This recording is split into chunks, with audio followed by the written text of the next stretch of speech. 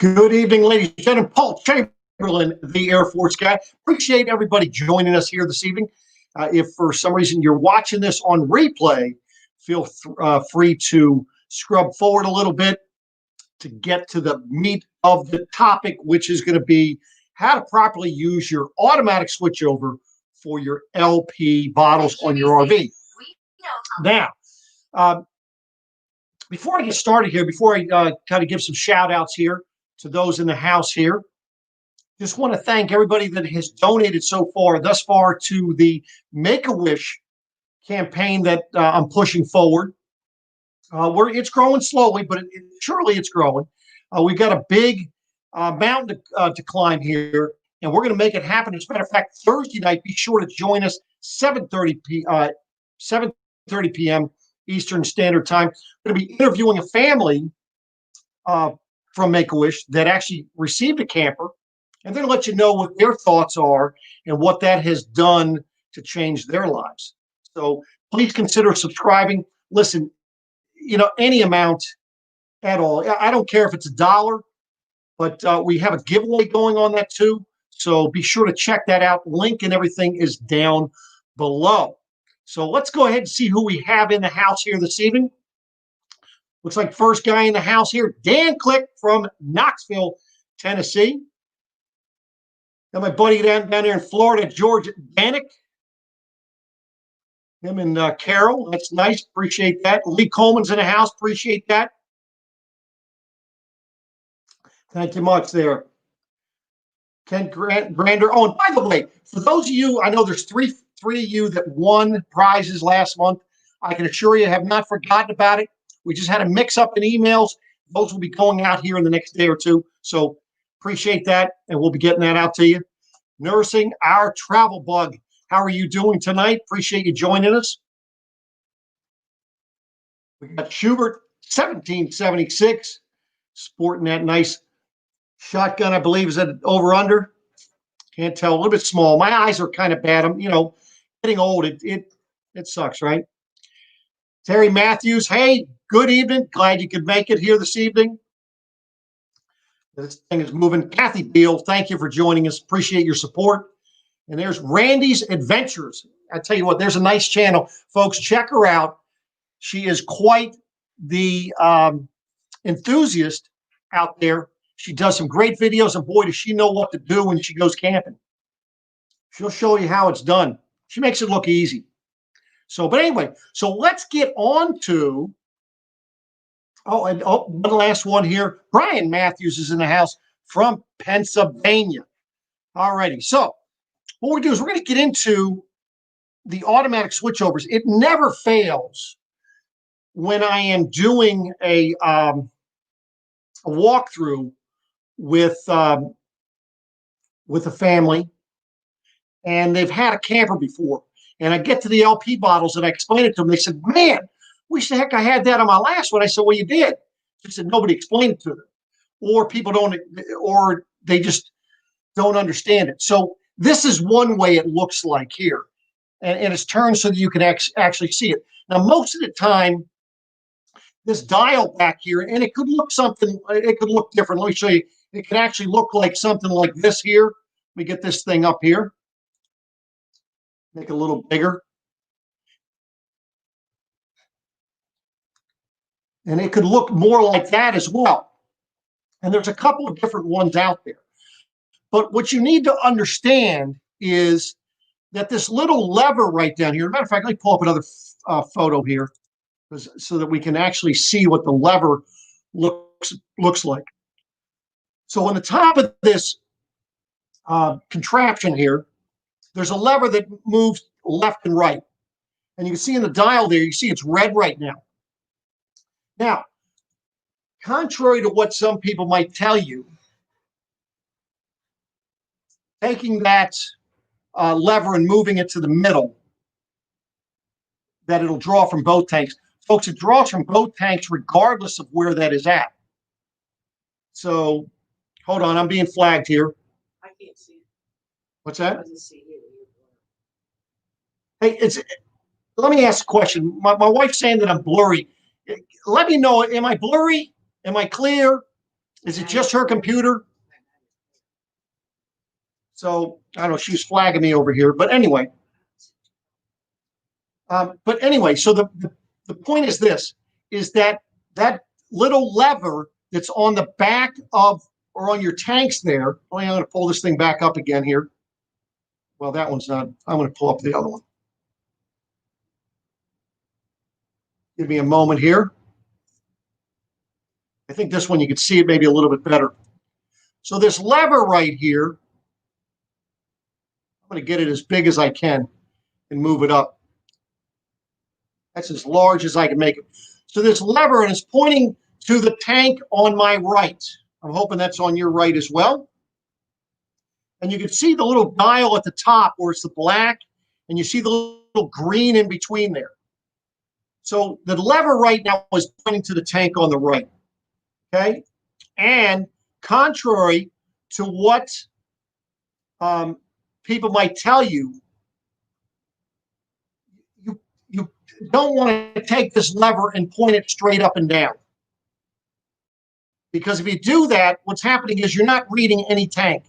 Now, what most people don't realize is that this system, it's set up to draw from both tanks, but it draws from the first tank that you open up. Now, why is that important? You see, right now we have it pointing to the tank on the right. If you were to go ahead and take that and open up the tank on the left first and then open the tank on the right, what happens from that standpoint, it's going to empty, it's going to use the LP from the tank on the left first. Then when that tank is empty, you're not going to know it because you have it pointing to the tank on the right. So then when it uses the tank on the right, now you're totally out of LP. Okay? So understand this little lever here, when it's pointing to a particular tank, all that does is read the tank. It does not dictate that the LP is coming from that tank. Now, I just did a walkthrough the other day, and the guy says, "Oh, Paul," he says, "never mind." He said, I just leave one tank open and keep the other one closed. And that way there, when I run out of LP, I just go open the other tank. I said, "Well, that's great." I said, "But let's put it in this scenario. You're in bed, it's 2:00 in the morning, the tank runs empty. Now you got to get up, you got to shut off your furnace. Now you go outside, you have to open your LP tank, come back in, light the burners on your cooktop, and then turn your furnace on. But oh, there's a problem. Dang it. When I opened up that dang tank, I opened it too quickly. So now it's shut off the regulator. So now I got to run back outside. I got to shut the tank off, disconnect the tank to go ahead and let it depressurize, connect the tank again. Now open it very slowly this time. See, the first time I was freezing cold. And so in my haste, I just tried to open that as quickly as I could because my feet are frozen because I didn't take the time to put on some shoes. You know, it's only like 38 degrees out. So now I run back in. Now I light the burners on the stove, and thank goodness they lit this time. So now I shut those off because the reason why you have to do that is you want to bleed the air through the lines and make sure you have LP through the lines. Then turn the furnace on. So, and as I'm explaining this to him, he goes, "Honey, don't you remember every time I'm cooking and it goes off, then I have to call you and you got to go out and switch the tanks? So doesn't it make better sense for you to, when you're opening your tanks, look at which tank this thing is pointing to?" So as you can see right here, it's pointing to the one on the right. You open that tank first slowly, then open the other tank. And of course, as always, with any time you deal with LP, then always go in before you ever turn on an LP appliance, meaning your furnace, your refrigerator, your water heater. Go on in, light the burners in your cooktop to make sure that you get all the air out of the lines, or as much as you can at that point, to that point of the camper. That way there, now what you're going to do is every time when you're done camping, you're going to go look at this little gauge at the top, and you see where it's green right here. You're going to go ahead and see that it's red, so now you know that that tank's empty. So at that point, you'll take that lever turn it to point to the tank on the left. Now, when you leave the campground that day, sometime before you go camping the next time, take that tank off, get it filled, and put it back on. That way, there you always have a full tank of LP left behind, as a backup. So that's very important, and I don't know if that's helping anybody, but that's the way that I recommend that you do it.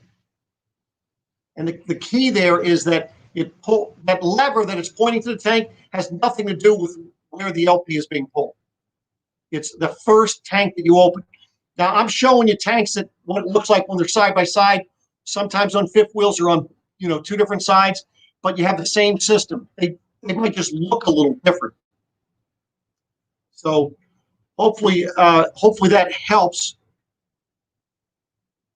So let's see. I said, Dan says, looks like I was blurry as well. Does anybody have any questions about the LP system?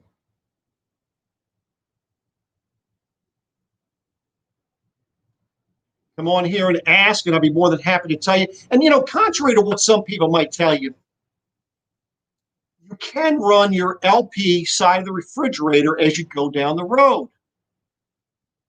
It's safe to do so. It's set up for that. What you have to remember is that's an open flame. So if you pull in to get fuel for your vehicle, I highly recommend before you pull up to the pumps, you shut that refrigerator off. So,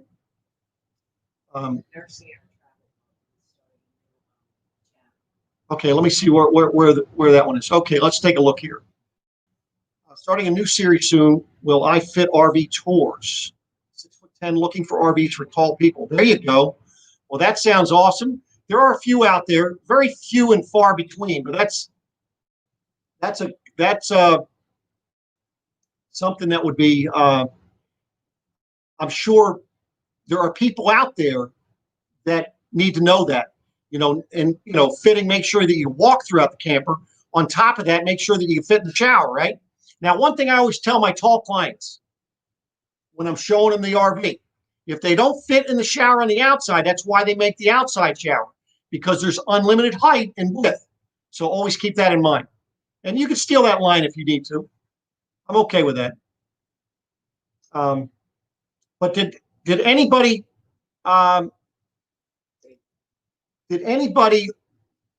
already understand that? I mean, I know I have a couple of my customers on here that have trailers, and I'm hoping that I was clear when I explained that to them when they picked up theirs. But hopefully that helps you out. Now let's see. Dan has a question here. What about putting a dial gauge on? Where on dual dial gauge? Now,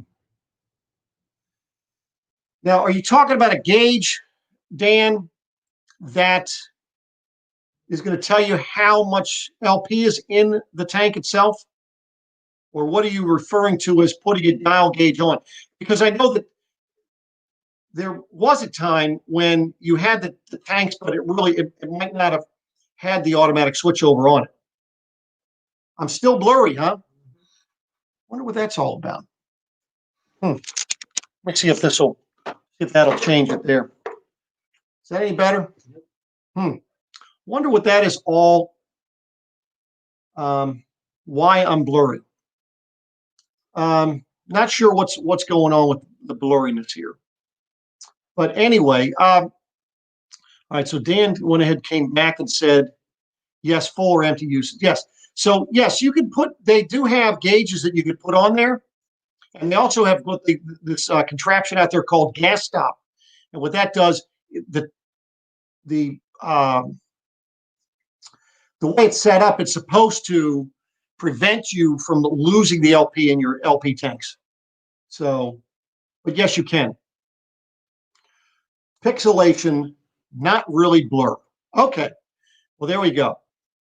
So I am blurry. I wonder what the heck happened here. Well, folks, I don't know what to tell you about the blurriness on that. I apologize about the blurriness. And you know what? It might be the fact that tonight I'm running this on 2 Facebook pages as well as the as well as on YouTube. And maybe that is it. Maybe what I'll need to do is maybe cut that back to just one. So apologize about the blurriness and the quality of the video here this evening. I'll go ahead and cut one of those out. And then that should solve the issue, I'm sure. Now I get a bug flying around here. So there we go. That's probably what the issue is, as exactly what Bill is saying. So, but listen, as usual now, I like to keep these things short and sweet, give you the information, make it factual. But does anybody, before we sign off here, have any questions? Oh, and by the way, while you're thinking of any questions you might have, is anybody in the house here going to be at the Tampa RV show in January? Let us know. Would love to hang out with you, have an adult beverage, sit around a campfire, something along there. You know, I tell you, it's going to be some great weather down there as well. Looking forward to that.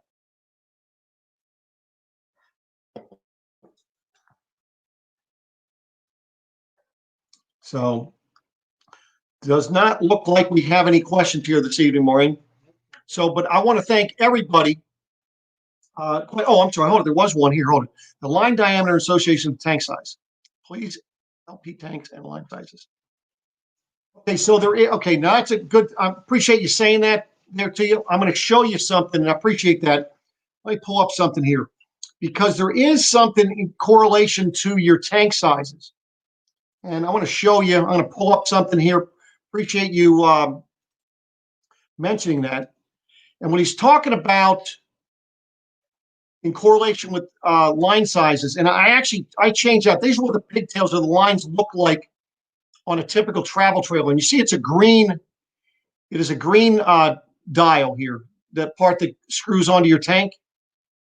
That is typically for travel trailers. Then you're going to have, if you have a fifth wheel, it's a different color. I want to say there was a black, a red, and a green, if I'm not mistaken, as far as from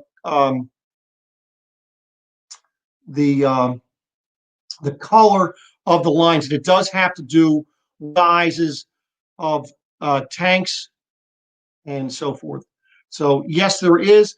Be sure that if you're upgrading, so I took my rubber hoses off of mine and put the braided steel ones on, stainless steel ones, because I did have one and it was a brand new trailer. And the thing went ahead and sprung a leak and I lost the whole dang tank. I didn't understand how the hell that happened. But anyway, so thanks for the question. And I hope that I answered your question there. And again, sorry about the quality of the video. I'm going to correct that here for the next time. If there's a particular topic that you'd like me to cover in future, please do comment below. If you're watching this on replay or even now, comment.